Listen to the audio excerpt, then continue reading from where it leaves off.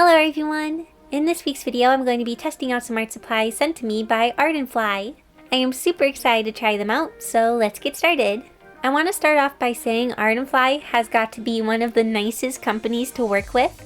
They wrote me this super sweet note. I'm not going to read it because it spoils what's inside the box, but you can pause and read it if you want to. They also wrapped all of the art supplies like Christmas presents. This made me super happy because we were getting close to Christmas when I was opening this package.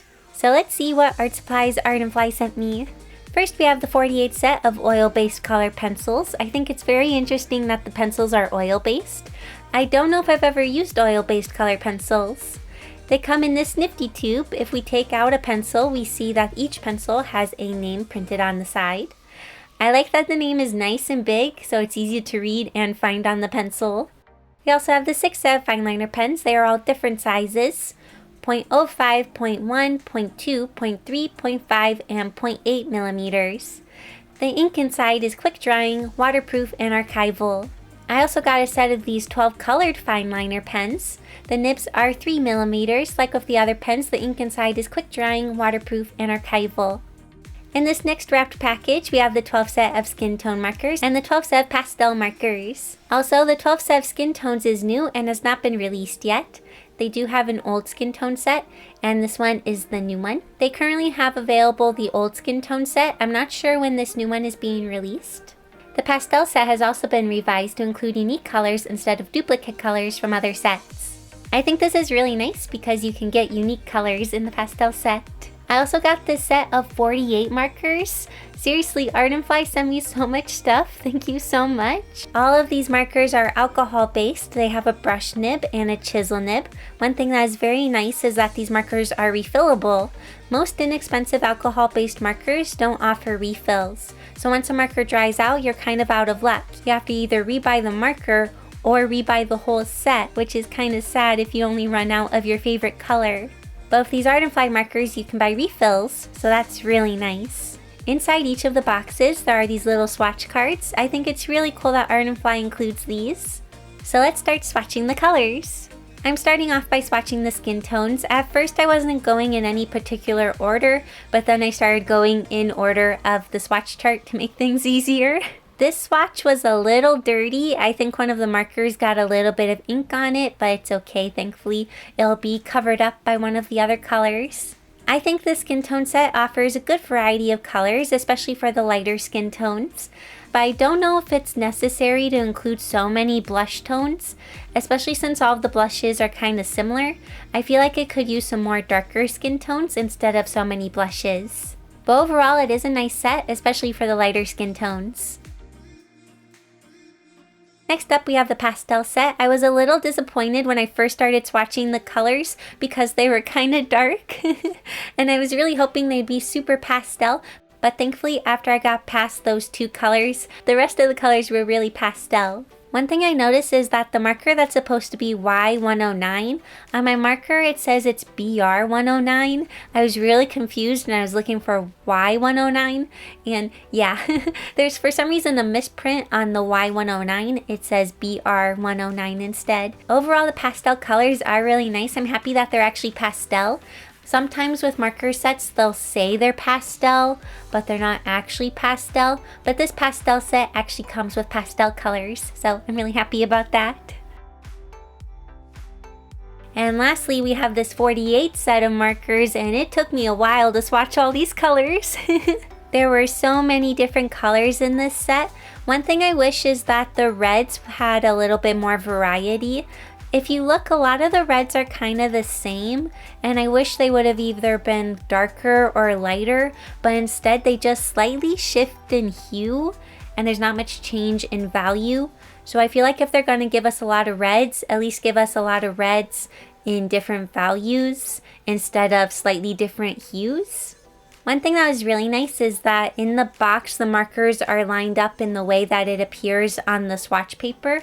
For the most part, some of the markers were in the wrong spot in the box, so I still had to keep looking at the number to make sure the number was right, but I did make it overall faster because for the most part, the markers in the box would line up with the swatch chart. Also, there's one thing that's kind of weird in the Y area. It goes Y, Y, Y, G, Y, and then Y. I feel like it's supposed to go Y, Y, Y, Y, G, Y, and then G, G. I think those two need to be swapped. Another thing is that I feel like the paper quality for the swatches could be better. It feels like it's printed on printer paper, or maybe like a slightly more fancy printer paper. But I feel like the ink doesn't appear very nice on this paper. It lays down more flat and kind of nice on my Georgia Pacific cardstock, and that's what I usually use for my marker illustrations. So I feel like the paper for the swatches could be better. I'm sorry if it seems like I'm being really nitpicky. I'm just trying to point out each little thing I noticed with these marker sets. And sometimes I have more little negative things to say than positive things. Overall, I really like these markers. So here are all of the colors I received. There are so many colors and I'm really excited to use them. Before I move on to my illustration, I want to test out the pens and the color pencils. So I start by testing out the pens. The pens feel really nice to draw with. The ink comes out super smoothly. I was really excited that they were waterproof, and I was interested to see if they were able to work with the markers. The black pens seem to work pretty okay with the markers. I went over the lines I drew with the markers and I didn't really see any kind of smudging or bleeding. But the colored pens didn't do very well with the markers. I gave them about 15 minutes to dry and then went over them a little bit with the markers. I don't know, maybe I needed to give them more time, but they were all kind of smudging with the markers. I also quickly test out the color pencils, nothing super fancy. I just drew this little doodle of a guy with some of the colors. The pencils feel very interesting though. They almost feel kind of like crayons in a way, like a mixture of color pencil and crayon, and they feel kind of smooth. I don't know, they feel really nice to draw with. So those are all of the art supplies that Art and Fly sent to me. So now that I've tested all the art supplies, let's make an illustration. So I wasn't totally sure what I wanted to draw, and one of the things that was kind of making me confused is that I had so many colors to choose from for the markers. And I was thinking about maybe doing a 3-marker challenge, but I also wanted to fully try out the markers and not do a challenge with them. So yeah, but because of all the different colors and all of the pastel colors I got, I was kind of thinking of Japanese street fashion or like Harajuku fashion. I often like to use Japanese street fashion and Harajuku fashion as inspiration when I'm drawing, just because you get really interesting outfits that are different than from everyday outfits, and I think they're kind of inspiring and cool. So I have a lot of fun drawing them. So I tried to design my own kind of Harajuku Japanese street fashion outfit. I was trying to get a whole bunch of different details. I don't really feel like I made it detailed enough. I probably could have made it a little bit more crazy and detailed, but this started out as a full body illustration, so everything was pretty small.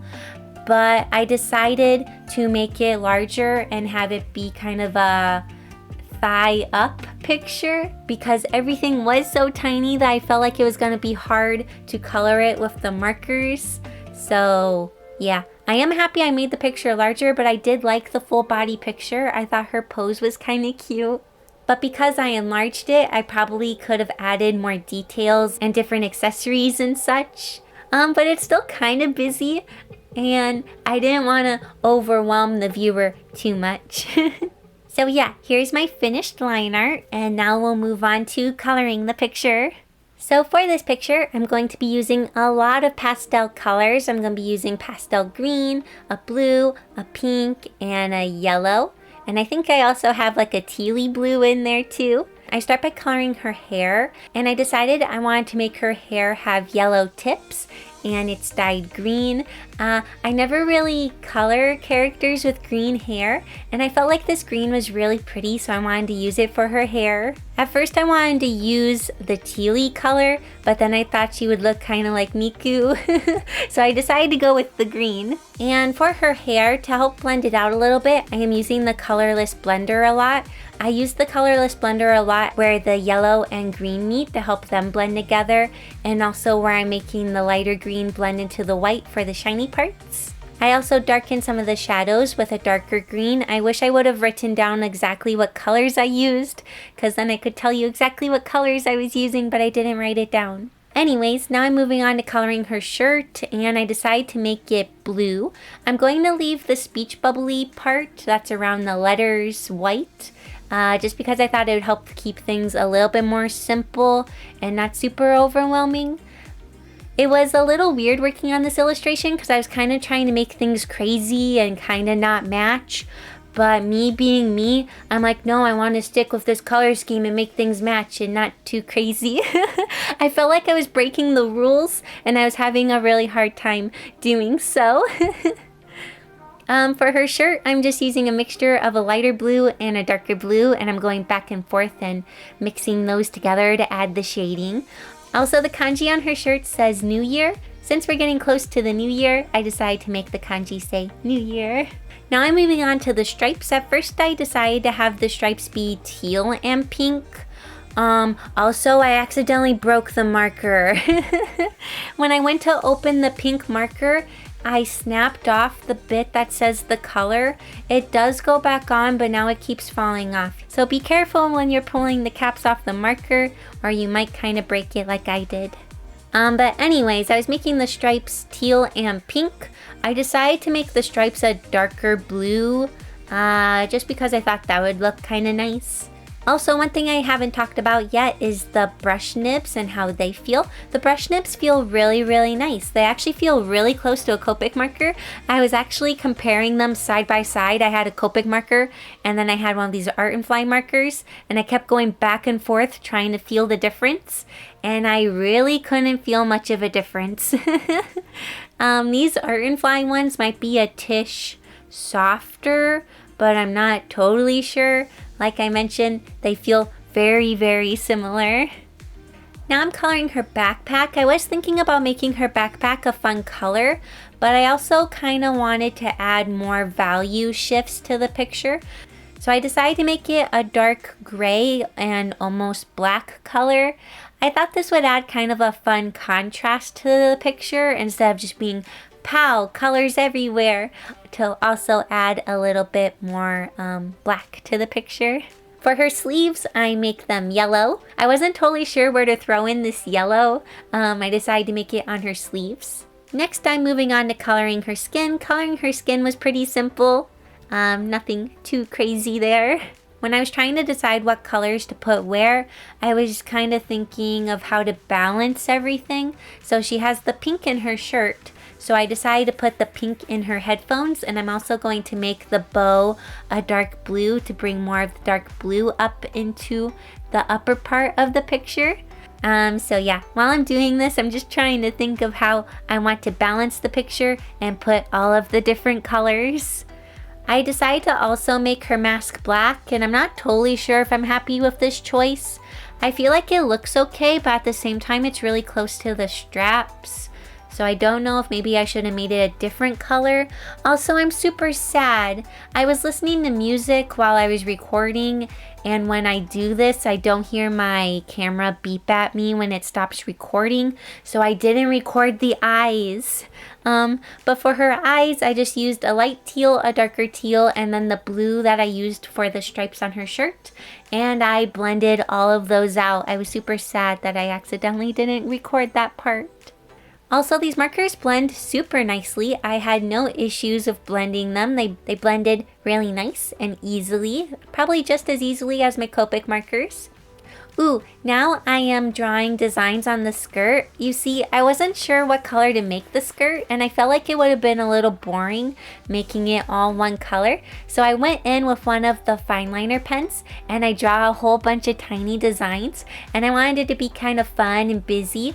I wanted it to be a New Year inspired pattern, so I draw the little party popper things and balloons and confetti, and I added little swirlies all over the skirt just because I thought it'd be kind of fun. I had a lot of fun adding the pattern to this skirt. I think it was one of my favorite parts. I actually never tested out the chisel nib. I probably should have tested that out. I only care about the brush nib. I'm never going to use the chisel nib. So yeah, the brush nibs feel really nice though. For her tights, I decided to make the blue a light blue and then use the same pink that I used in her sleeves. I could have used the dark blue again, but I wanted to use more of the light blue that was in her shirt since there's so much light blue up there. I wanted to put a little bit more light blue down below, and her skirt kind of has the darker blue, so I felt like it was okay. So after filling everything in with the markers, I start going in with some color pencils to add some more shading. I often like using color pencils on top of markers to add more detailed shading because I feel like I can control things a little bit more and add more details. So what are my thoughts of the Art & Fly art supplies? The main focus of this review is the markers, so I'm going to be talking about those a lot. The fine liners and color pencils both worked really nice. I love using the fine liners in my sketchbook, and the color pencils have a really nice feeling to them. The Art & Fly markers are quite a bit cheaper than Copic markers. It kind of depends on what set you buy. The prices kind of vary depending on the set. So for the 48 set, it's a little over $2 per marker, but if you buy one of the 6 sets, it's about $3 per marker. I do kind of wish there was one big set that has all of the colors, because it's a little confusing having to buy all of these different little sets to get all of the different colors. I wish there was just one big set and you can get the markers for a bit cheaper. But the 48 set of colors is really nice and does offer a pretty good variety of colors. Like I mentioned, I'm not super happy with the selection of reds. I feel like they could be a little better there. But overall, it is a good set of markers, especially for the price of about $2 a marker, because Copic chows are usually around $5 or $6 a marker. Then these markers feel really nice to work with. The brush nib feels really nice. The ink flows really well and blends super well. It did feel like I was working with my Copic markers. Overall, I really enjoyed these markers and I definitely recommend them if you are looking for a cheap marker alternative that is refillable and alcohol based and has a brush nib and all that fancy stuff. I feel like for the price, these markers are really good. So overall, the Art & Fly markers get 2 thumbs up from me. I really enjoyed them. Also, here's the finished illustration. I had so much fun working on it. For the background, I kept it pretty simple. I just lightly colored some of the bricks with the color pencils. So that is all for this video. Thank you so much to Art & Fly for sending me these art supplies. I had so much fun working with them. And thank you all so much for watching this video. I hope you enjoyed it, and I'll see you all next week in my next video. Bye!